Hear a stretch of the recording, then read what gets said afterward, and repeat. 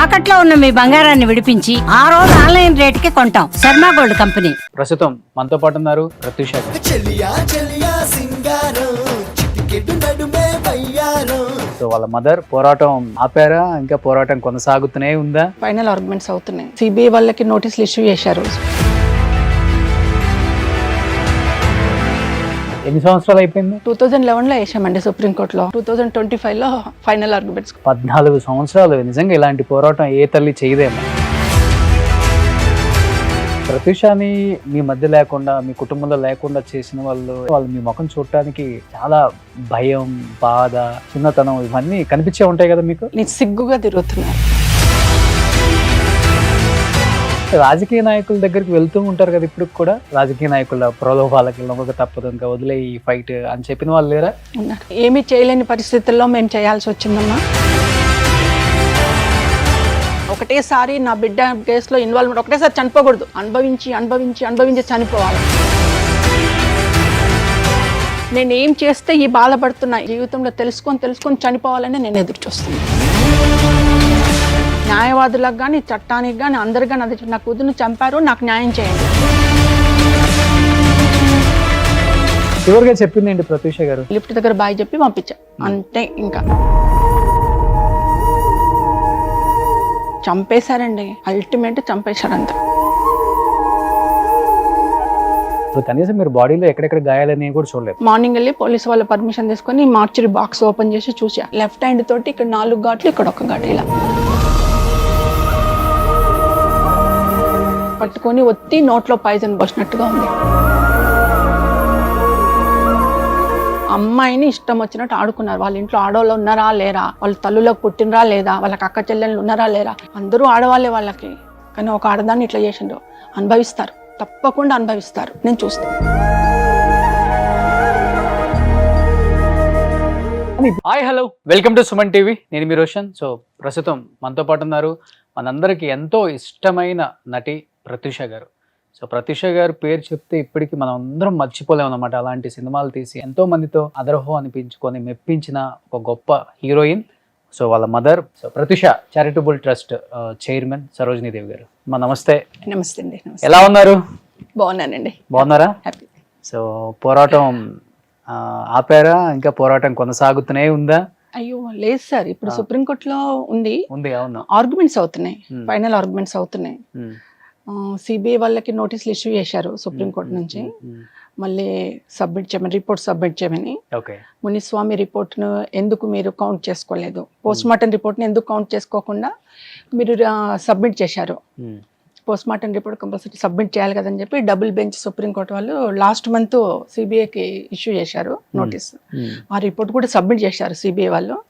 And హెచ్డిఎఫ్సికి కూడా నోటీసులు issue అయినాయి సుప్రీంకోర్టు నుంచి లాస్ట్ మంత్, దసరా వెకేషన్ ముందుకి. మొత్తం టోటల్ 2002 నుంచి ఏం జరిగిందో ఫైల్ పట్టుకొని రండి సుప్రీంకోర్టు, కానీ వాళ్ళకు కూడా నోటీసులు ఇష్యూ చేశారు. దిస్ మంత్ 29th మళ్ళీ కేసు ఉంది. అపోజిషన్ వాళ్ళవి, అక్యూజ్డ్ వాళ్ళవి అయిపోయినాయి, ఆర్గ్యుమెంట్స్ అయిపోయినాయి. సో ఇప్పుడు మన ఆర్గ్యుమెంట్స్ స్టార్ట్ అయినాయి. దాని మీదనే మన అడ్వకేట్లు పోస్ట్ మార్టం రిపోర్ట్ ఇన్క్లూడ్ చేయలేదు, సిడిఎఫ్డిలో అన్ని రాంగ్స్ జరిగినాయి, టెస్టింగ్లు అన్నీ ఏమిస్తే మన వాళ్ళ ఆర్గ్యుమెంట్స్ అందరికీ నోటీసులు ఇష్యూ చేసాం. ఇప్పుడు అందరినీ సుప్రీంకోర్టుకు రమ్మన్నారు. దిస్ మంత్ 29th ఉంది. సో నేను వదిలిపెట్టే సమస్య లేదు. సంవత్సరాలు అయిపోయింది. మనం 2011లో వేసామండి సుప్రీంకోర్టులో. 2025లో ఫైనల్ ఆర్గ్యుమెంట్స్. 14 years fight. 14 సంవత్సరాలు. నిజంగా ఇలాంటి పోరాటం ఏ తల్లి చేయదేమో అసలు. అంటే కన్న కూతురైపోయింది, ఇంకేముంది, అయిపోయింది కదా ఈ పోరాటాలు చేసి, లేకపోతే కోర్టుల చుట్టూ తిరుగుతూ అనే చాలా మంది అనుకుంటారు. కన్న కూతురు పోయినా అది నా కూతురు అండి. అన్యాయం అయిపోయింది.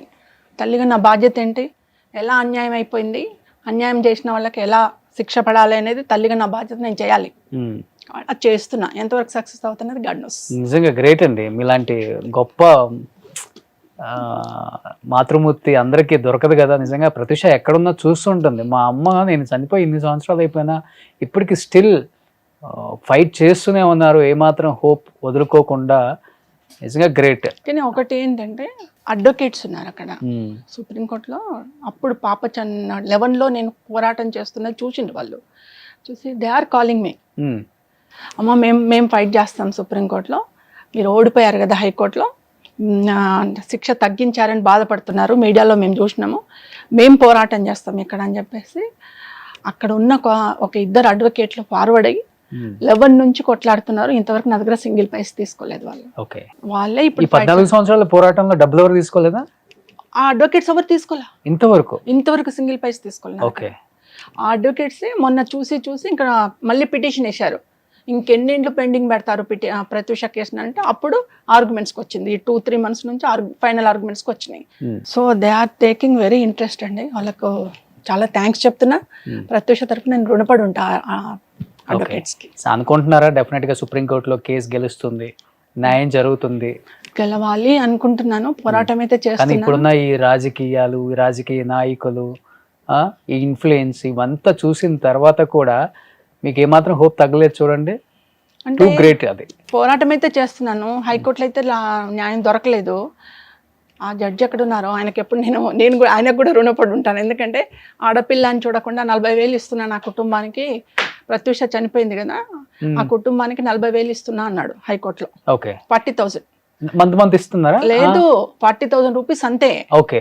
ఇస్తున్నానంటే అప్పుడు నేను అక్కడే ఉన్నాను, కోర్టు హాల్లోనే ఉన్నాను. లేచి చెప్పాను, సార్ నేను ఒక్క నిమిషం మాట్లాడతాను, పర్మిషన్ ఇవ్వండి అంటే చెప్పండి అమ్మన్నారు. నాకు 40,000 వద్దు సార్, ప్రత్యూషలాగా ఆ చివరి అంచు వరకు వచ్చి బతికిన వాళ్ళ అమ్మాయిలు ఎంతోమంది ఉన్నారు. ప్రత్యూష చనిపోయింది కానీ అలా బతికి బాధపడుతున్న వాళ్ళ కుటుంబాలకు ఇవ్వండి, మా పాప పేరు మీద 40,000 రూపీస్. నాకు వద్దు సార్, మీరు చాలా పెద్ద హృదయంతో 40,000 ఇస్తున్నారు, చాలా థ్యాంక్స్ సార్ అని చెప్పాను జడ్జి గారికి. ఓకే. కామైపోయారు ఆయన. కానీ ప్రత్యూషాని అంటే మీ మధ్య లేకుండా, మీ కుటుంబంలో లేకుండా చేసిన వాళ్ళు ఎక్కడో కోర్టులోనో బయటో ఎక్కడో వాళ్ళకి సంబంధించిన వాళ్ళు, వాళ్ళ తల్లిదండ్రులు తారసపడే ఉంటాం. డెఫినెట్గా మీరు కూడా ఎక్కువ యాక్టివ్గా తిరుగుతుంటారు. పొలిటికల్ జర్నీ ఉంది, ఇటు పక్కన సోషల్ సర్వీస్ ఉంది.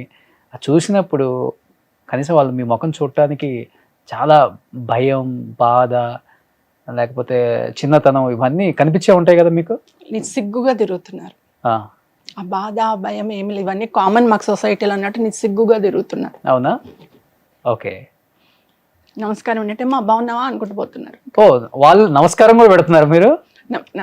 వెళ్తూ ఉంటే ఇలా నమస్కారం అంట, ఏమా బాగున్నావా అనుకుంటూ పోతున్నారు. నిస్సిగ్గుగా తిరుగుతున్నారు. అంటే వాళ్ళ కుటుంబంలో జరగలేదు కదండి ఇన్సిడెంట్, నా కుటుంబంలో జరిగింది. నాకు బాధ, అమ్మాయిని పోగొట్టుకున్న కుటుంబాలకు బాధ. అవును. కానీ ఆ అమ్మాయిలను పోగొట్టిన వాళ్ళకి ఏం బాధ అండి? వాళ్ళకి ఎంతో మంది నిస్సిగ్గుగా బతుకుతున్నారు సొసైటీలో.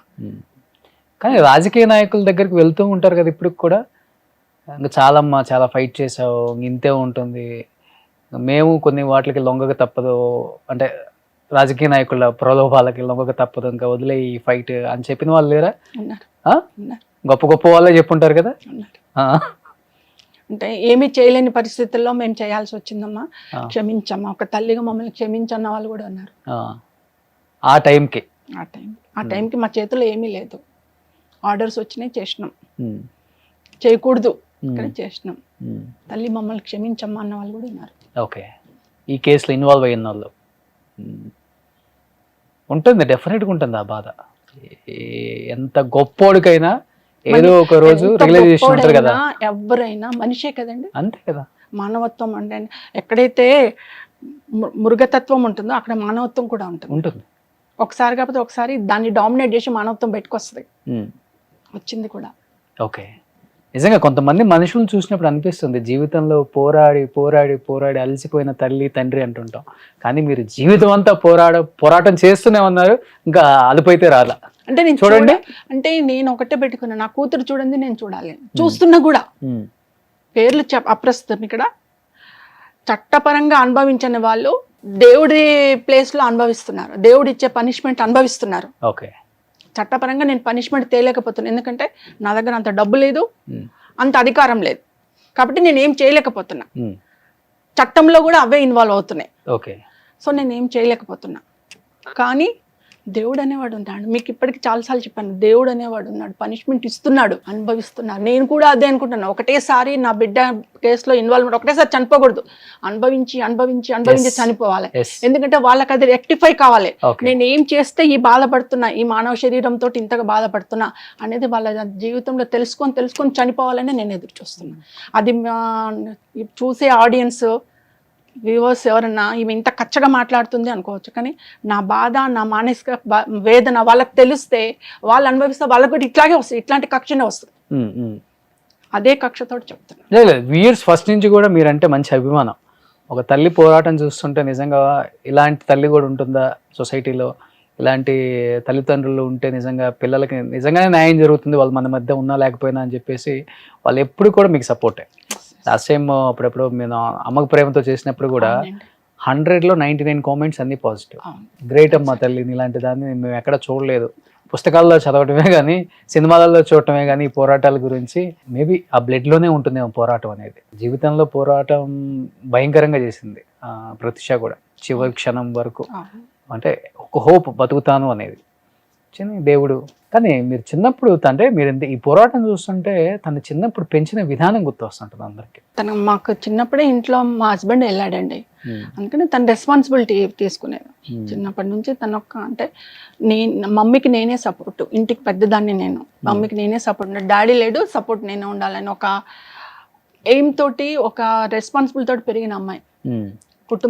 కుటుంబానికి బాధ్యత నేనే, మమ్మీని పట్టుకొని ముందరికెళ్ళేది నేనే, తమ్ముడు చిన్నోడు అని ఒక బాధ్యతతోటి పెరిగిన అమ్మాయి.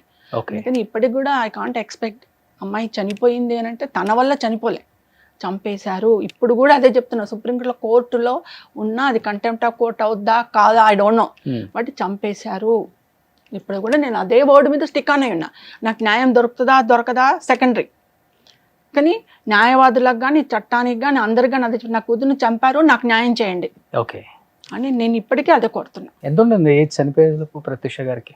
19 years ఉంటుంది అంతే. ఎట్లా చాలా ఎంగ్లో వచ్చేసింది సినిమా. 16 yearsగా వచ్చేసింది. ఇంటర్ సెకండ్ ఇయర్లోనే వచ్చేసింది. ఫస్ట్ ఇయర్ అయిపోయి సెకండ్ ఇయర్ స్టార్టింగ్లోనే రాయుడుకి వచ్చేసింది. కానీ 3 yearsలో రూల్ చేశారండి. 3 yearsలో ఇన్ని సినిమాలు చేయొచ్చు, ఇంత పెద్ద సూపర్ హిట్ చేయొచ్చు. వన్ మినిట్ కూడా వేస్ట్ చేసుకోలేదు తను. 19 years. చివరిగా చెప్పింది ఏంటి ప్రత్యూష గారు? ఎట్లనో మీకు కూడా తెలుసు ఇంకా బతకదని, తన పొజిషన్ చూసి. అంటే నేను మాట్లాడలేదు చివరిలో, నేను మాట్లాడలే అమ్మాయిని. మార్నింగ్ 4 o'clock ఇంట్లో నుంచి బ్యూటీ పార్లర్కి వెళ్ళిందే లాస్ట్. ఓకే. లిఫ్ట్ దగ్గరికి వెళ్ళి బాయ్ చెప్పిన, తొందరగా రండమ్మా, రేపు మార్నింగ్ ఎర్లీ మార్నింగ్ బెంగళూరుకి వెళ్ళాలా, లేట్ చేయొద్దు, షూట్ ఓపెనింగ్కి, మూవీ ఓపెనింగ్కి వెళ్ళాలి, తొందర రండి అని చెప్పి మా అన్నయ్య కూతుర్ని తనని పంపించాను. లిఫ్ట్ దగ్గర బాయ్ చెప్పి పంపించాను అంతే. ఇంకా నేను మళ్ళీ ఏం మాట్లాడాలి? హాస్పిటల్లో నన్ను మా బాబుని మాట్లాడిచ్చే పరిస్థితులు లేవు కదా. పాప అక్కడ ఉంటే నన్ను ఇంత దూరం నిలబెట్టారు. అక్కడ నుంచే రాజకీయం మొదలైంది, అక్కడ నుంచే మొత్తం రాజకీయం అంతా మ్యానిపులేట్ అక్కడ నుంచే మొదలైంది. నాకు తర్వాత తెలిసింది అక్కడ నుంచి మొదలైందా మ్యానిపులేట్ రాజకీయం అంతా. ఓకే. అంటే పాపతో మాట్లాడితే నిజం వస్తుంది బయటకని. పాప కాన్షియస్ లో ఉన్నారండి? ఉందా లేదా కూడా తెలియదండి, దగ్గరికి పోనీలేదు కదా, అంత దూరం నిలబెట్టి అదిగో ట్రీట్మెంట్ జరుగుతుంది ఇక్కడ నుంచే చూడండి అన్నారు ఐసీయూలో. గ్లాస్ డోర్ లో నుంచి లేదు, అంత దూరం స్ట్రెచ్చర్ మీద పడుకొని ఉంది బెడ్ మీద, మమ్మల్ని ఒక 8 అడుగుల దూరంలో నిలబెట్టారు. అసలు ఒక్కరోజు కూడా మీ పాపను టచ్ చేయలేదా? పోనీలే దగ్గరికి. మాస్క్ పెట్టారు, పైన అన్ని ఎక్విప్మెంట్స్ పెట్టారు, ఎయిర్ మాస్క్ పెట్టారు, మొత్తం ఇక్కడ దాకా గ్రీన్ కలర్ క్లాత్ కంపారు, కళ్ళు మూసుకొని పడుకోండి. చనిపోయిందా బతికిందా ఏం తెలియదు. ట్రీట్మెంట్ చేస్తూనే ఉన్నారు చనిపోయినా కానీ? చేస్తున్నాము అంటున్నారు, ట్రీట్మెంట్ జరుగుతుంది, మీరు దూరంగా ఉండండి, దగ్గర పోవద్దు అంటారు డాక్టర్స్. 2 డాక్టర్స్ ఉన్నారు అప్పుడు మేము లోపలికి వెళ్ళాం. ఓకే. వెళ్ళొద్దమ్మా మీరు ఇక్కడ నుంచే చూడండి. ఒక 2 minutes అంతా మేము లోపల ఉంది, తర్వాత బయటకు పంపించారు. అదే లాస్ట్ మేము చూడండి. ఇంకా మళ్ళీ ఎవ్రీడే వస్తూనే ఉంటారు హాస్పిటల్కి? నెక్స్ట్ డే మార్నింగే చనిపోయింది. జరిగిందా నెక్స్ట్ డేనే? నెక్స్ట్ డే మార్నింగ్ 10 o'clock చనిపోయిందని చెప్పారు. ఓకే. ఒక నైట్ ఉంది హాస్పిటల్ అంతే. అంతే. కానీ అది ముందే చనిపోయి ఉండొచ్చు, లేకపోతే అక్కడికి వచ్చాక చనిపోయి ఉండొచ్చు కూడా తెలియదు మీకు? చంపేశారండి, అల్టిమేట్ చంపేశారు అంతే. కానీ బాడీ హ్యాండ్ ఓవర్ చేసేటప్పుడు తెలుస్తుంది కదా మనకి? మార్నింగ్ 11:30కి మాకు 11:30, 12కి డెడ్ బాడీని తీసుకొచ్చారు బయటికి. తీసుకొచ్చి స్ట్రెచ్చర్ మీద అట్నే పడుకోబెట్టారు. పోలీసు ఫార్మాలిటీస్ అన్నీ అయిపోయి అంత వరకు నైట్ అయిపోయింది. ఆ నైట్కి వాళ్ళ దగ్గర మార్చరీ లేదు కేర్ హాస్పిటల్లో. గాంధీ హాస్పిటల్ మార్చురికి పంపిస్తాం మీరు దీనికి ఏమంటారు పంచనామా చేయాలి, నెక్స్ట్ డే మార్నింగ్ పంచనామా చేస్తాం, మార్చురీలో పెడతాం అన్నారు పోలీసు వాళ్ళు. తీసుకెళ్ళి గాంధీ హాస్పిటల్ మార్చురీలో పెట్టారు. ఓకే. నెక్స్ట్ డే మార్నింగ్ వెళ్ళి పంచనామా చేసి పోస్ట్ మార్టం చేశారు. ఓకే. అయితే పోస్ట్ మార్టం చేసి మాకు 11:30కి హ్యాండ్ ఓవర్ చేశారు డెడ్ బాడీ. అసలు కనీసం మీరు బాడీలో ఎక్కడెక్కడ గాయాలని కూడా చూడలేదు? నెక్స్ట్ మార్నింగ్ చూసాను నేను. మీరు చూసారా? మా అన్నయ్య వాళ్ళు మా వదినలు చెప్పారు ఇక్కడ అన్ని ఘాట్లు నేమో ఒకసారి చూద్దామని. మార్నింగ్ వెళ్ళి పోలీసు వాళ్ళ పర్మిషన్ తీసుకొని మార్చురీ బాక్స్ ఓపెన్ చేసి చూసా. ఇక్కడ ఇలా ఉంది, లెఫ్ట్ హ్యాండ్ తోటి ఇక్కడ 4 ఘాట్లు, ఇక్కడ 1 ఘాటు ఇలా గట్టి పట్టుకొని ఒత్తి నోట్లో పాయిజన్ పోసినట్టుగా ఉంది. ఓకే. మిగతా బాడీలో ఎక్కడ? బాడీ చూడండి ఇలా ఇక్కడ వరకు కప్పేసింది క్లాత్, ఓన్లీ ఇవి మాత్రం చూసి అప్పటికే స్టిక్ అయిపోయింది, ఏసీలో పెట్టింది కదా చాలా గట్టిగా అయిపోయింది బాడీ. కానీ ఒక లేడీ లైన్ లాగా చూసారు. వెళ్ళి చూసుకొని అప్పుడు అవి అడిగితే నేను వెళ్ళి డాక్టర్ని అడిగితే ట్రీట్మెంట్లో జరిగినాయి ఇవి అని అన్నారు. శరత్ చంద్ర డాక్టర్ అని ఉన్నాడు, ఆయన ఇన్ఛార్జ్గా ఉండే ఈ కేసుకి. ఆయన అడిగితే మేము ట్రీట్మెంట్ భాగంలో క్లిప్స్ పెట్టాము ఇక్కడ అని అంటే, క్లిప్స్ ఈడ 4 ఎట్లు ఉంటాయి, ఈడ 1 ఎట్లు ఉంటుంది సార్ అని కూడా అడిగా. క్లిప్స్ ఉంటే ఈడ 2 ఉంటాయి, ఈడ 2 ఉంటాయి, కానీ ఈడ తంబు ఇంప్రెషన్ ఉంది, ఈడ 4 ఫింగర్స్ ఇంప్రెషన్ ఉంది. ఎలా ఉందంటే కూడా they are not giving correct answers sir. అంత మ్యానిపులేట్ అయిపోయినారు, అంత కింద మీద చేసేసారు. అప్పటికే వెహికల్స్ మార్చి ఏదో చేసేసారు, లిఫ్ట్ చేశారు. అంత అమ్మాయిని ఇష్టం వచ్చినట్టు ఆడుకున్నారు. వాళ్ళ ఇంట్లో ఆడవాళ్ళు ఉన్నారా లేరా, వాళ్ళ తల్లులకు పుట్టినరా లేదా, వాళ్ళకి అక్క చెల్లెళ్ళు ఉన్నారా లేరా. ఇప్పుడు పెళ్లిళ్ళు చేసుకొని భార్యలు ఉంటారు, పెళ్లిళ్ళు చేసుకొని ఉంటారు, బిడ్డలు కూడా కని ఉంటారు, అందరూ ఆడవాళ్ళే వాళ్ళకి. కానీ ఒక ఆడదాన్ని ఇట్లా చేసిండ్రు, అనుభవిస్తారు, తప్పకుండా అనుభవిస్తారు. నేను చూస్తాను. ఇన్ని సంవత్సరాలు అయినా కానీ, ఇప్పుడు తను చనిపోయి ఇన్ని సంవత్సరాలు అయినా చారిటబుల్ ట్రస్ట్ పెట్టి తన పేరు మీద ఎంతోమంది పిల్లలకి అవగాహన ఇస్తూనే ఉన్నారు, లేకపోతే ఏదో ఒక కార్యక్రమాలు చేస్తూనే ఉన్నారు. ఎక్కడ కూడా ఇది ఖర్చు అవుతుంది ఎట్లా ఎందుకు అని కూడా మీకు అనిపించలేదు? ఎందుకు చేయాలనిపించింది? ఏదో ఒక టైంలో కరెక్ట్గా మీకు అనిపించే ఉంటుంది కదా డెఫినెట్గా. ఎందుకంటే నా కూతురు లాంటి అమ్మాయిలు ఎంతో మంది ఉన్నారు, ఏదో ఒకటి చేద్దాం అమ్మాయిలకు. ప్రతి అమ్మాయిలో నా కూతుర్నే చూసుకుంటా అనే విధంగా నేను ఒక ట్రస్ట్ ఏర్పాటు చేసుకున్నా. ఆ ట్రస్ట్లో నాకు చేత నేను ఎంత అంటే, నా కూతురు పెళ్లి చేస్తే అంతో ఇంతో ఇచ్చుకునేది. ఆ రోజుల్లో వరకట్నాలు బాగానే ఉండే, అంతో ఇంతో ఇచ్చి పెళ్లి చేద్దాం. అదే డబ్బులతో ఖర్చు పెట్టుకుంటూ నాకున్న చిన్న అమౌంట్లో, నా దగ్గర 10 రూపాయలు ఉంటే 2 రూపాయలు ఖర్చు పెట్టిన, నా దగ్గర 2 రూపాయలు ఉంటే 20 పైసలు ఖర్చు పెట్టి అమ్మాయిలకు. ఆ రోజుల్లో నేను ఒక 2 మిషనరీలు పెట్టుకొని స్టార్ట్ చేసి నిరంతరంగా ఒక 50,000 మంది గర్ల్స్ వరకు ట్రైనింగ్స్ ఇచ్చాను. 50,000 మంది గర్ల్స్